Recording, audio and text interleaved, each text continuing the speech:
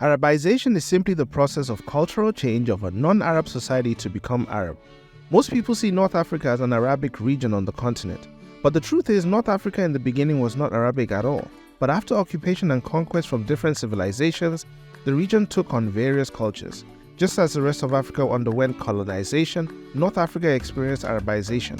Anyways, here is the Arabization of Africa. Like, subscribe and share please to help us.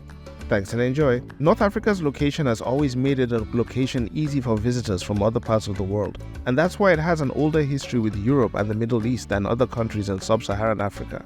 Initially, the region was filled with Berbers, then came the Carthaginians and the Phoenicians. Ancient Egyptians living in all three dynasties lived in modern-day Egypt and protected the lands from the Nubians and the Romans and others. This area was even called Tamazgha. As time went on, most of North Africa was under the Roman Empire, and even a small region of the north was called Africa. The Arab invasion of the Maghreb began in 642 CE, when Amir ibn al-As, the governor of Egypt, invaded Cyrenaica, advancing as far as Tripoli by 645 CE. This essentially came in three waves of invasions, and by 709 the whole Maghreb was under Arab rule, even though there was resistance here and there, mainly by the Berbers like Kahina and Kusayla. If you want some history on the warrior queen, check the link in the top right about the warriors of the continent. Anyways, by 709, the whole Maghreb was under control of the Arab states, except for this little area of Ceuta. Eventually, the Abbasid Caliphate ruled, and in its decline gave rise to the Fatimid Caliphate, who after some time declined to the Almohad Caliphate. Eventually, the Ottoman Empire swept across North Africa before the European colonization of North Africa. The Arab conquest of Egypt, led by the army of Amir ibn al-As, happened earlier and was used as a base to move into the rest of North Africa. It was overseen by the Rashidun Caliphate. It ended the 7th century-long Roman period in Egypt that began in 30 BC, and widely speaking Greco-Roman period that has lasted about a millennium. As the story goes, African nations eventually gained independence. However, in the modern era, Arabization occurred to reverse the consequences of European colonization.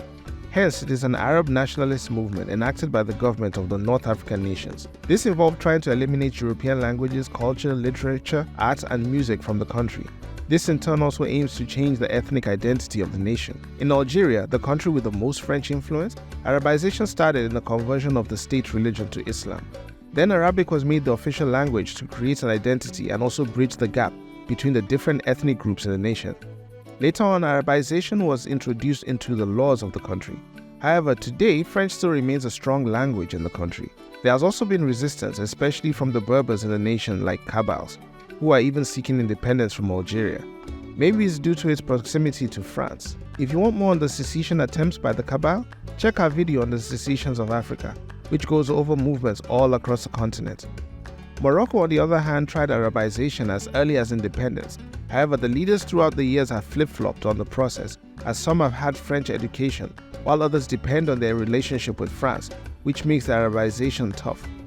Libya had an easier path to Arabization, especially with the attempts made by Gaddafi in the 1990s, which could be considered as linguistic genocide. He iterated that the Amazigh were a product of colonialism, pushed the narrative that Tamazight was a mere dialect of Arab, and even said, you can call yourselves whatever you want inside your homes. Berbers, children of Satan, whatever, but you're only Libyans when you leave your homes, when addressing the Amazigh. He went on to make harsher laws not in favor of the other cultures and languages until he was removed from power. Tunisia, though, looking to have an easier time implementing Arabization due to the heavier population leaning to Arabic, has struggled due to its dependence on Europe. There is a constant westernized versus pan-Arabist stance going on in Tunisia. Strangely enough, Arabization was linked to Islamist extremists, and many university graduates who were under Arabization struggled to get jobs, since they were mainly Francophone jobs. Moving south, Sudan's process of Arabization began as far back as the 12th century, when Arabs migrated from the Arabian Peninsula. They came, traded, intermarried, and influenced some of their culture to the Nubians and other native Sudanese. Sudanese Arabs make up 70% of the population today, and that's really because of the creation of South Sudan, who are predominantly Dinka. Arabization could be considered part of the reasons for the war in Darfur, as there are claims of apartheid and conflict between the Arabs and the native Sudanese. Arabization has a negative effect in Mauritania, as the migration of Arabs pushed the indigenous people of Mauritania south. Today, there is discrimination towards the Black Africans and the Arabized blacks, who combined make up 70% of the population. In 2010, the Black Mauritanians took offense to a comment from the Minister of Youth and Culture, who said, "Mauritanian civilization is Arabo-Islamic." Students have even protested that senior positions in the government have Arabic-speaking people. There have also been claims that the Mauritanian army has even been cleansed of Black Mauritanians. Besides Arabization of single nations, there were also attempts to unify nations under Arab nationalism. Egypt had a short period when it was united with Syria to form the United Arab Republic. Then Muammar Gaddafi tried to merge Libya, Egypt, and Syria to form the Federation of Arab Republics, a concept that failed after 5 years of disagreements on terms. Gaddafi also tried to create a state with Algeria and Tunisia to form the Arab Islam Republic. It is clear that many of these attempts failed because of pan-Islamism, the social difference between the nations, and just the ideas from the leaders.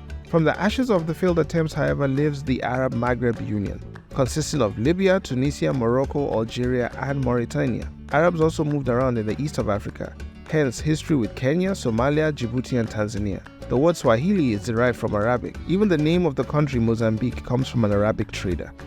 Please note that there is a big difference between Arabs and Islam. One is a people and the other is a religion. There are many Arabs that are not Muslim, and more than 1 billion people in the world are Muslims, but fewer than 15% of Muslims worldwide are Arabs. So please be aware, we're talking about Arabization and not the state conversion of religions in countries. Nonetheless, if there's anything you may want to add, please put it in the comments below.